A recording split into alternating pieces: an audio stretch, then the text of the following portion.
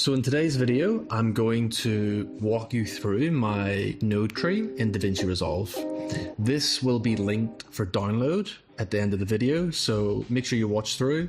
I'll explain the nodes, explain what I've done. You can simply download it, bring it directly into your workflow to get results like this. Let's have a look here. So we've got our node tree, and I'm going to take you through step by step why I've set it up like this, what each of the nodes are, what they're doing, and then how we get the final output from an image that goes like this, flat footage, to this. Now, if we want to look at simply Rec 709, what we're doing is we're taking this piece of footage here, which is just converted from log to Rec 709, and we're changing it to this. So that's kind of the Rec 709, and that's the color graded image. So you can see we've added a lot of color, contrast, and we've really made the image pop. So if I just go through some of these shots here, now I have applied this to all clips. I haven't gone through and tweaked and corrected or, fixed any things like exposure, oversaturation, contrast. I haven't actually done that. I've just color graded one clip and applied it to the whole workflow. Because the reason I do that is then I'll go through and start making my selects on my footage. Making selects, then I'll cut it, and then I'll, turn it into an edit, and then I'll finalize the color grade. So this is just a really good starting point for you to, go through and make selects, look at your footage, review your footage, without having to do a full color grade at this point. Cool, so let's take this shot here. Beautiful shot of the dad and the baby walking through the park. And we've got these gorgeous autumn colors and the leaves falling off the trees. So let me just turn off all the nodes and I'll take you through the nodes one by one.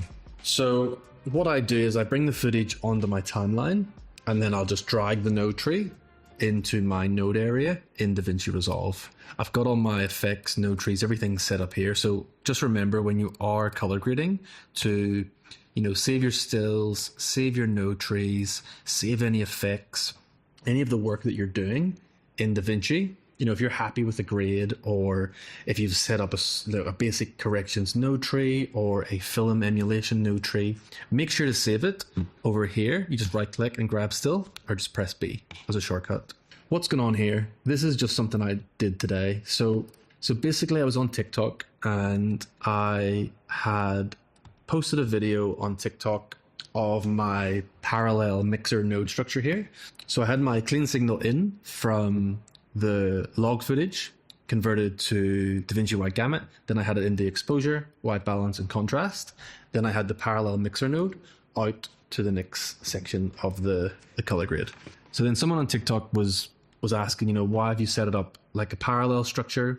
Surely you want your contrast adjustments to be informed by your exposure and your white balance. And we were sort of going back and forth, and I was like, well, I prefer to have a clean signal to come in to the exposure, a clean signal into the white balance, and a clean signal into the contrast. Make each adjustment separately and then mix them at the end. I just prefer to do it like that. And for my node structure as well, it's just cleaner. And then what I did was I did both options. So I did the serial, and then I did the parallel, and then I grabbed stills and compared both of the shots, and it was very minimal difference. Like there was a little bit more contrast on the serial, like so much so that you could barely notice it. I had to really look closely and see, because you can just do this and drag the thing across between two different stills, and there was very minimal difference. But then what happened was I actually added the serial into the white balance node, and I looked at it and I was like, oh, that gives a really nice punchy look. So it's doubling up, because in this compound node here, if I show compound node, I've just got the same exposure, white balance, and contrast nodes here, just these three, but they're in a serial fashion going into the white balance. And I looked at it and I was like, oh, that gives like a really nice, clean, crispy look. And I really liked it. So I just as I was experimenting with the look, I just kept it in there, and then I compounded it and just called it sauce. So that's a little bit of secret sauce there for your look. So that'll be in the node tree. And I do recommend when you are color grading, like just experiment. Like this just happened to be because I was just trying out, you know, the basic corrections. What way do the basic corrections work with each other? How do they flow into each other? And it just came about from that. So something so simple, and it actually really makes a nice difference. So here I've got the saturation. So this one's a DCTL. So basically, when you download the node tree, you're going to have to download and install these DCTLs. So they'll be linked in the Google Doc. And this one is the IC Saturator. So make sure you download that. Now, when you do download these DCTLs, sometimes you can get like a DCTL error. So basically what I'd say is if you do get the error message, just delete the DCTL and then go back here, go to DCTL, add the DCTL back to the node, and then select the DCTL again. That will fix the error message. I think sometimes because you're grabbing a node tree into the node workspace and maybe you haven't got the DCTL installed, or maybe just because it's a external node tree and then you're trying to put it into DaVinci, there's a bit of an error message. So just do that. The other option would be delete the node and then just click on the mixer here and then option S and then just add the DCTL back, pick saturator, and then you can just rename it sat. So there you go. So that's a way, if you do get that message, you can do that. That's the saturator node, and it just gives you nice flexibility on your saturation. And there's a curve here, so you can see how this curve responds. See when I'm pushing it up, see how the curve bends in the middle. It's pushing up the mid-tone saturation more than the shadows and the highlights. So you can see that really nice response. So we're getting much more deeper saturation in the midtones, and we're not impacting the shadows and the highlights as much. So it gives a nice look on the sat.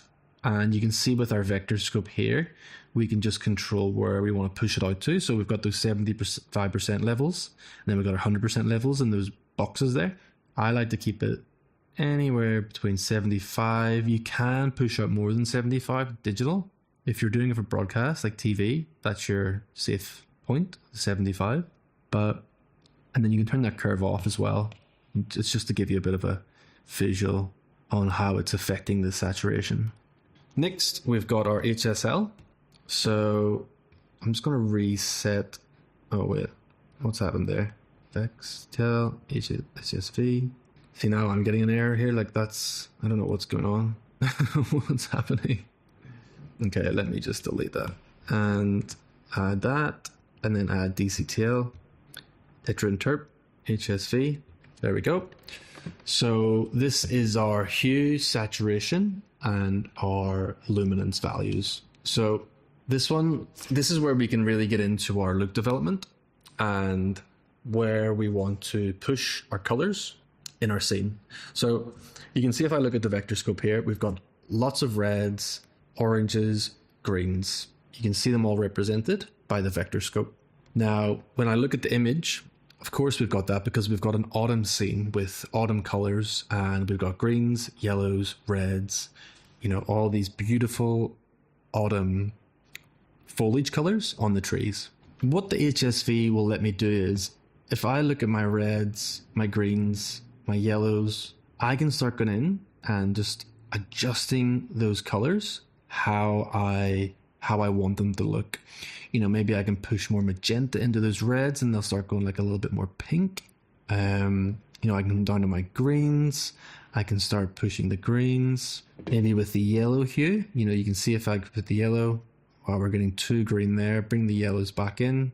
You can see that small adjustments in the HSV here are going to give big impacts on the scene. So something like this, I don't actually really need to do too much because there's so much beautiful natural color in the scene. I don't really want to disturb that, especially something like this where it's autumn. I just want to fine tune it and maybe just fine tune things like the saturation, the the luminance. So maybe I want to darken those colors. Maybe I want to brighten them. You can see it gets lighter, gets darker with the red value there. And I just want to go in and basically fine tune. And all the time while I'm doing that, I'm looking at the vector scope and I'm just seeing where the colors move to and how that looks on the vector. I really don't want to do a lot here. Maybe put a bit more saturation into the greens. And if I just do before and after, it's a very soft, subtle adjustment. And I'll just call that one HSL. And that's it. Like, I don't want to go too overboard with that because we've already got a lot of beautiful color here in the shot. And then I'm going to add split toning. This is a DaVinci effect, which I just find useful. It's like the lazy way to split tone, but I like using it because I can just easily control it with a slider. And same again, I want to keep the richness in those colors. And I'm just looking at the vector, I'm looking at the shot. Where does it sit? I love how the little girl here has the pink dress and then with the pink leaves. It's just such a beautiful, beautiful little shot. So I really don't want to do too much. You can see if I look at the image here, it's kind of taken off that pinkish magenta cast when I add the split toning. So that's that, and then we'll CST it out. So we'll take that DaVinci Wide Gamut signal, we'll put it into Rec 709, and then I've got a film look here. So in this node, we've got a CST. So this is taking our Rec 709 image. So this CST is taking our Rec 709 2.2 and it's outputting it to Cineon film log. The reason I do that is because the LUTs inside DaVinci, the Rec 709, I use this Kodak 2383 D60, that needs a Cineon film log color space to be able to work. So I do that and then I compound it together to get me to this film look. And then because I've compounded it together, I can actually take the gain here and increase or decrease the intensity of that film emulation LUT. We'll have it about there. So that's the film. And then the last node is Dehancer. Now, Dehancer is a plugin. It's a paid plugin. So just be mindful. I mean, I've just started using this in my workflow to experiment with it. And I really just want to compare, like, for example, I've got a film LUT here in this compound node. I just want to start to see how Dehancer compares to the already built-in LUTs in DaVinci, which are free, and as well as the film emulation in DaVinci, which is a studio feature, versus Dehancer. Dehancer did ask me to review and talk about their product in the videos. What I've done is I've output the CST on this node. This is Rec 709. So when I open up Dehancer, it's going to ask for the source. Now the source could be Rec 709. You could be working in DaVinci Wide Gamut Intermediate. You can also choose your camera. So if you put just straight log footage into your timeline, you can actually just select camera. I would select Sony because I shoot on Sony. Then I would pick my camera, which is pretty good. It's very, very straightforward and easy. And then my format, my color space and gamut. So Gamut S3, Gamut 3, Cine. So, but for this example, we're doing Rec 709. Now, I've put this on a separate node, which means I can actually come down here to the output and then control how much strength of this film emulation I'm actually applying to the timeline. So I like to keep it very subtle. So I don't want to go overboard. So let's put it around 20. And then if I go up, what have I selected? Well, there are so many film options that you can choose from. So I've actually chosen Kodak Vision 3 250D. So 250D and 50D are for daylight. So that's at 5,400 Kelvin. And then 500T and 200T is tungsten light. So it's going to be about 3,300, something like that. So indoors, artificial, outdoors, natural, outdoors, natural. So I've just gone for 250D. So another thing that I'll actually put in the download for you is a Dehancer cheat sheet. And essentially what I'll have in here are, I've got input, which is here, input, and then I've got source, exposure, temp, tint, defringe radius. I've got that all listed here on what it actually means, what it does, how it's going to impact your look. Then I've got film. I've got film here, Kodak Vision 3, and then I've got push and pull. So I'll basically show you what push and pull. So push and pull is overdeveloping or underdeveloping, and I've essentially done that for all the settings. So you can easily just go in, and when you're playing around with Dehancer, you're adjusting things, you've got this cheat sheet to refer back to, because there's a lot to take in, especially when you just start using it.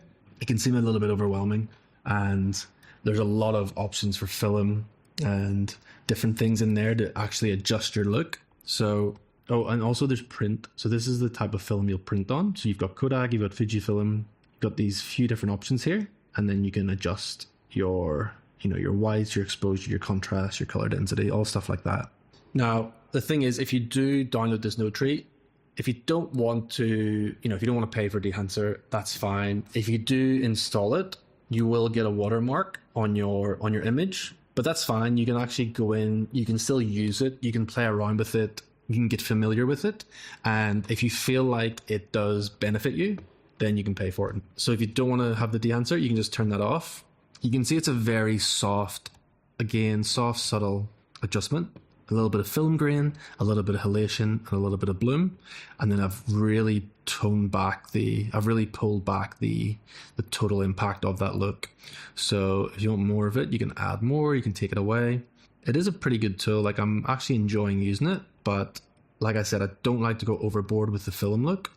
I like to use these plugins to build upon my own look and, bit by bit, create something that's unique and something that I'm actually really happy with.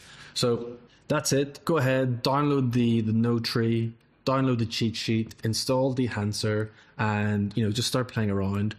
The best piece of advice I can give is just play around with your color grading, experiment, try new things.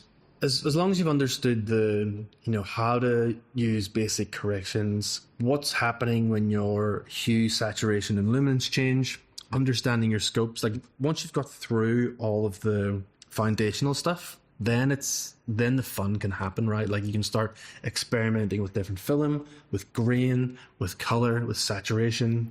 You can, even when you're out filming and when you're out shooting, you can, underexpose things, overexpose things. There's so much flexibility and creative freedom, and there's no one right way to color grade an image. That's all I can recommend. Once you get this node tree in, and then start playing around with this side of the node tree. This is basic corrections. This will inform how your image looks, but you can easily go back in and adjust things like your exposure, bring it down, bring it up. So that's going to change the overall look of your image. But this is where the real look development happens, in your hue, in your saturation, split toning, your film emulation. This is where you get the real output. Thanks again for watching. Get in there, download the node tree, ask me any questions in the comments if you need help with setting it up. Google Doc has all the links, so go ahead and download those DCTLs, download the Google Doc, download the node tree, and I'll also put a 10% discount for Dehancer. So you get 10% off if you do want to download and use Dehancer if you want to pay for it. I'll see you in the next video.